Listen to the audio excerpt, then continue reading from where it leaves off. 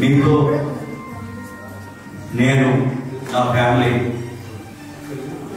మీతో పాటు అంటే షేర్ చేసుకోవడం అంటే పంచుకోవడం నాకు చాలా సంతోషంగా ఉంది.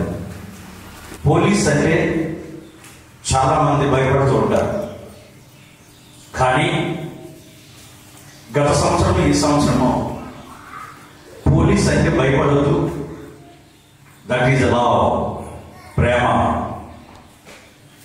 అని మా బిఎస్పీ గారి ద్వారాగా, సారాసే గారి ద్వారాగా, మీ అందరి ద్వారాగా మీరు నిరూపించుకొని చూపించినందుకు నా దేవునికి మహిమ కలుగును గాక. హల్లెలూయా. ఈ మధ్య కాలంలోనే అనేక మంది అనాథాశ్రయానికి వెళ్ళి, వృద్ధాప్యాశ్రమానికి వెళ్ళి నాకు నా కష్టార్జితంలో నేను వారికి ఇవ్వడము గత 12 సంవత్సరాల నుంచి కూడా జరుగుతుంది.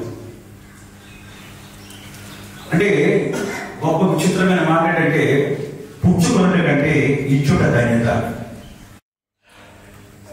మొన్న నేను ఒక ప్రాంతానికి వెళ్ళాను, అనాథాశ్రయం, వృద్ధాప్య ఆశ్రయం.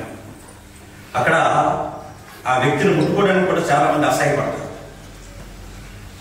మీకు వాట్సాప్లో కూడా పంపించాం. ఆవిడకి నేను ఆహారం తెప్పిస్తుంటే ఈ 85-90 సంవత్సరాలు ఉంటాయి. ఈ పళ్ళు ఇవన్నీ లేకపోవడం వల్ల ఆ బోసు నవ్వులతోటి అన్నం తినిపిస్తుంటే ఆవిడ నవ్వుతూ ఉంటే నాకు చాలా ఆనందం అనిపించింది, చాలా సంతోషం అనిపించింది.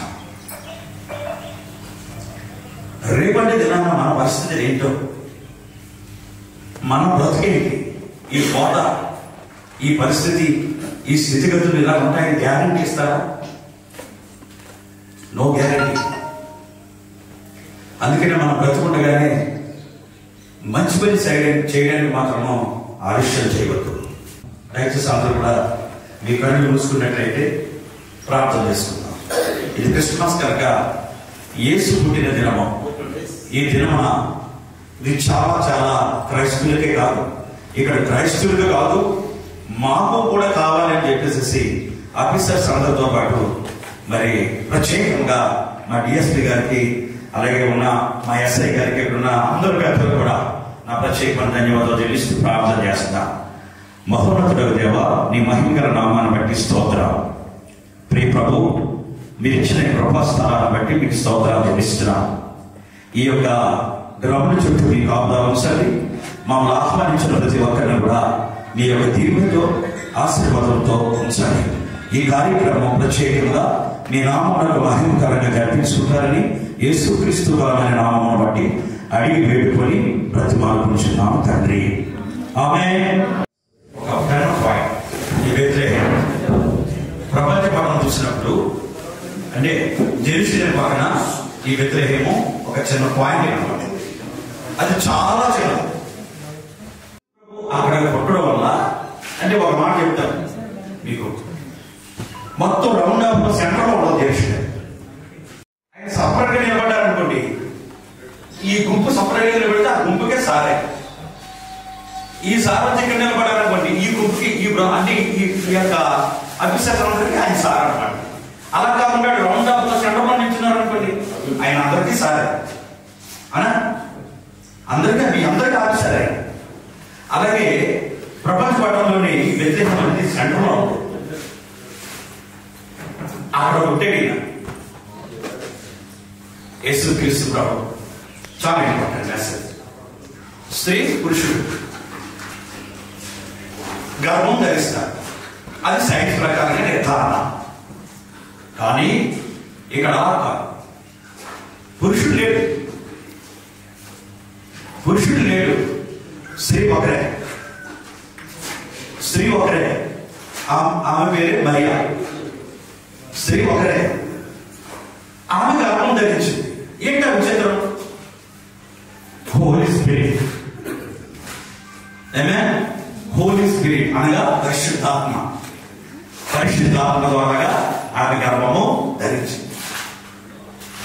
చాలా మంది విచిత్రం అనిపించింది. అక్కడ ప్రదానం చేయబడిన స్త్రీ, యేసు తోటి ప్రదానం చేయబడిన మరియా స్త్రీ ప్రదానం చేయబడిన తర్వాత గర్భం ధరించిందంటే ఏ పురుషుడు అంగీకరిస్తాడు?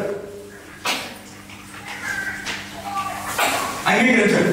చాలా మంది స్నేహితులు, చాలా మంది బంధువులు అంటారు, నీకు ప్రదానం చేయబడిన తర్వాత మీరు ఏకత్వం కలగకుండానే ఆమె గర్భం ధరించింది కదా, నువ్వు ఎలా వివాహం చేసుకుంటావు అని చెప్పేసి యేసుకి వచ్చినేశారు.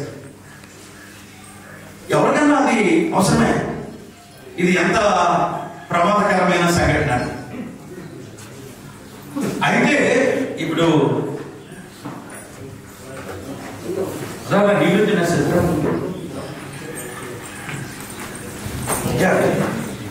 అయితే ఈ దేవదూత మరియతో మాట్లాడాడు. ఏమనంటే, దయప్రాప్త నీకు శుభం కలుగును గాక, నీవు గర్భం ధరించదు, నీలోంచి యేసు అని ఒక శిశువు పుట్టేను అని ఈ దేవదూత మాట్లాడాడు.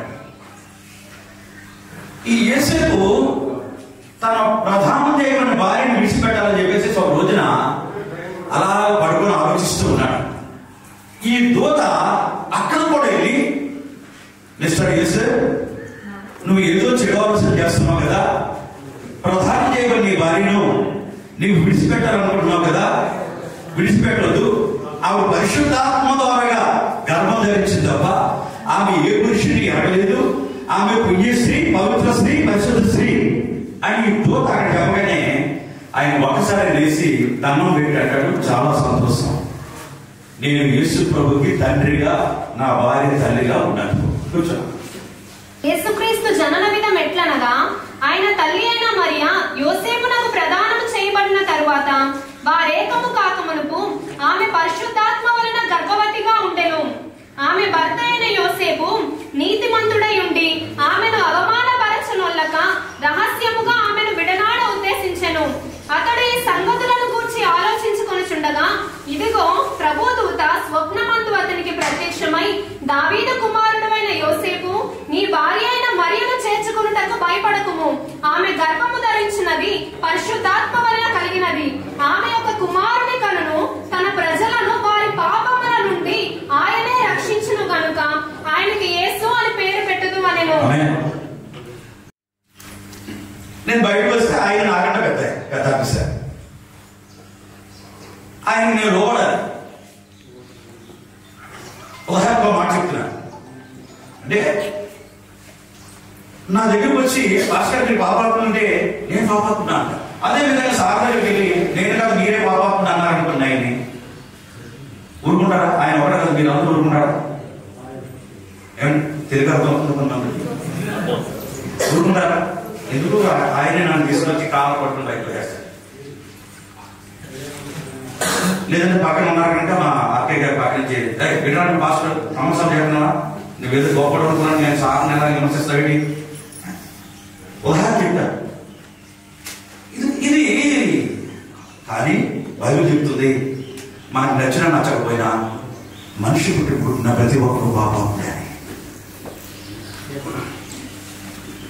మనలో ఉన్న అవయవం ఉన్నాయి కదండి. నేత్రాలు ఏమని దేవుడికి ఇష్టం, ఎందుకంటే వాడికి అసలు వాడికి ఏమీ తెలియదు. చాలా ఇంపార్టెంట్. మొట్టమొదటి ప్రథమ స్థానం దేవుడు ఆ వాడికి ఇస్తాడు. అందుకే మనం కూడా అలాంటి వ్యక్తిని ప్రేమించాలి. నేత్రాలు ఏమని ఏమీ తెలియదు. అసలు ఆకాశం ఎలా ఉందో మీరు చెప్తే తెలుస్తుంది, భూమి ఎలా ఉందో మీరు చెప్తే తెలుస్తుంది, పలానా చెట్టు ఎలా ఉందో మీరు చెప్తే తెలుస్తుంది. ఆయన వివాహం చేసుకున్న భార్య బాగా బ్లాక్ గా ఉండి 2 పళ్ళు పైకి వచ్చి అక్కడ నిలబడిన నాలుగు వచ్చాడు, అడుగుతాడు, అన్న నా భార్య అలా తప్ప సొంతలో అన్న ఓ హ్యాపీ అనుకుంటాడు. ఎందుకంటే వాళ్ళ నేతలు కనపడగలరు.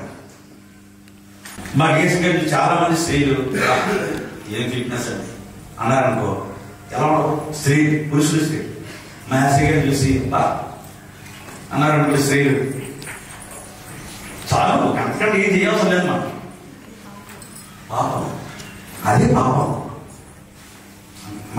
నా చెల్లి అంతే కదా, ఎస్ అదే పాపం. శ్రీనివాస్ ఎస్ఐ ఇప్పుడు సిఐ గారు అనుకుంటాను. ఆయన ప్రతిరోజు ఆయన కాంటాక్ట్ ఆ ఎస్ఐ గారికి నాకు సరదాగా కూర్చొని మాట్లాడుతున్నాడు. ప్రతిరోజు ఈవినింగ్ రావాలి ఆయన మేసజీ అని పిలుచుకుంటాడు. అప్పుడు నేను ప్రభు నమ్ముకున్నాను. ప్రభు నమ్ముకుని దానికి మేసా తీసాను. అంటే మేసా ఉన్నది మాత్రం కాదు, నా రోషం పోయింది. నాకు రోషం ఉంది. ఇంకా మేసంలో మాట్లాడతా రోషం ఉంది. ఆయన రోషం ఉంది. డిపార్ట్మెంట్ అంటేనే మనది ఎప్పుడు పైకి ఉండాలి. ఎలా ఉండాలి? పైకి. అది పవర్. చూసేట ఇందుకే నేను చెప్పొచ్చింది ఏంటంటే, పాపములను తుడిచివేయడానికి పరమపుత్రుడి లోకానికి వచ్చాడు. ఈ లోక పాపములన్నీ ఆయన శిలువ మీద మోసుకొని వెళ్ళిపోయాడు. జాతీయ జెండా ఆయన తమవలసింది అనుకోండి, మన బ్రతుకు కూడా అంటే దేశమును ప్రేమించలేని వాడు పనికిరాడు.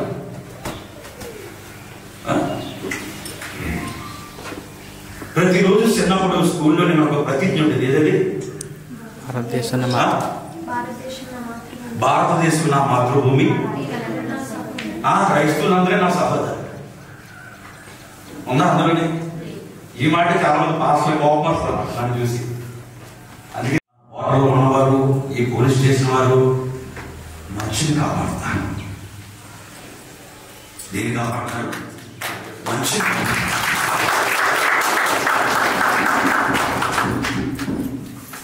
ఇప్పుడు ఈ అబ్బాయికి ఎక్కడో ఎవరో కొడతాడు, వాళ్ళ పెద్ద దగ్గరికి వెళ్తారు. ఎక్కడికి వస్తారు? స్టేషన్కి వస్తారు. మీరేమైతుంది? ఆ రోజుల్లోని ఈ డిపార్ట్మెంట్ ని సృష్టించిన సృష్టికర్త ఎవరు నాకు తెలియదు, కానీ ఈ డిపార్ట్మెంట్ లేకపోతే ఈరోజు బిఎస్ఎఫ్ లేకపోతే, ఈరోజు ఆర్మీ లేకపోతే, ఈరోజు సిఆర్పీఎఫ్ లేకపోతే, ఈరోజు లోకల్ పోలీసు లేకపోతే మా పరిస్థితి ఏంటి? ప్రతి ఒక్కరి కోసం ప్రార్థన చేస్తుంది ప్రాణం. ప్రతి ఒక్కరి కోసం ప్రార్థన చేస్తుంది ప్రాణం. కేక్ కటింగ్ మరి సార్ చేయమన్నారు కనుక తప్పనిసరిగా ఈ మాటలు దేవుడు దీవించి ఆశీర్వదించిన గాక.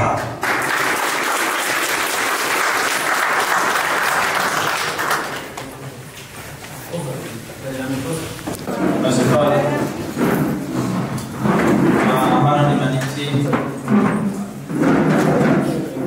మన ఈ క్యాంప్లో వచ్చి మన కోసం, ప్రతి ఒక్కరి కోసం ప్రేయర్ చేసినటువంటి మాస్టర్ గారికి, వారి ఫ్యామిలీ మెంబర్స్కి, మన ఎంటైర్ సిఆర్పిఎఫ్ ఫ్యామిలీస్ తరఫున, నా తరఫున, మన సివిల్ పోలీస్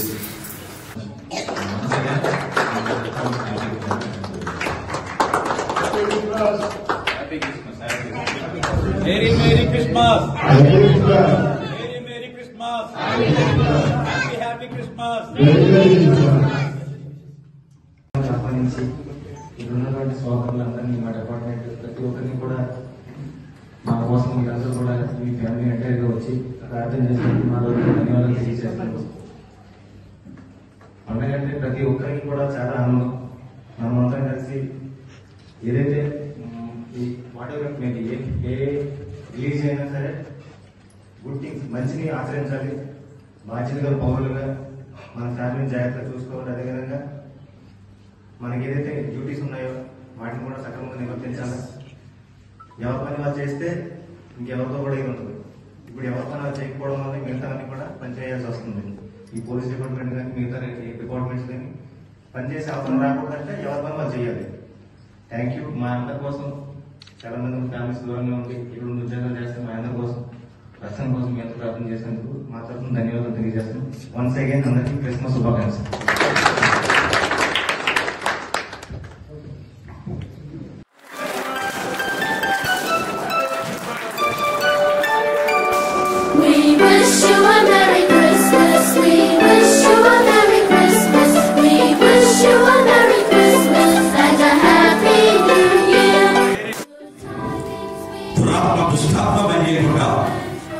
ఈ యొక్క ఉత్సవాన్ని వారి ఫ్యామిలీని, పిల్లలను దీవించి ఆశీర్వదించమని, మరలా నీ సన్నిధిలో నాకు చూపించమని, ఈ కలయిక నీ రాకడ వరకు కూడా ఈ ప్రేమను పోగొట్టుకోకుండా మా ఇరువురి మధ్య ఉంచమని యేసు క్రీస్తు బలమైన నామమును బట్టి అడిగి వేడుకొంచున్నాను తండ్రి.